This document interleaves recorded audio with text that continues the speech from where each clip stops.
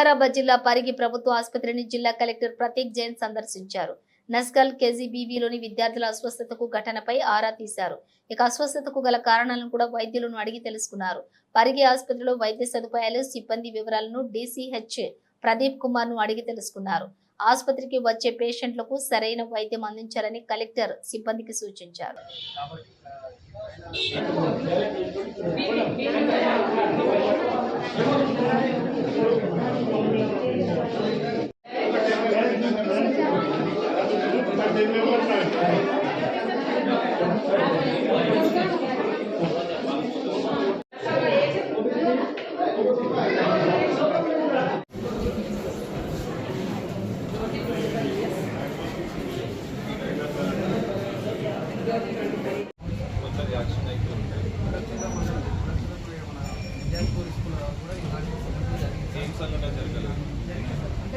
ఏమి చెప్పండి.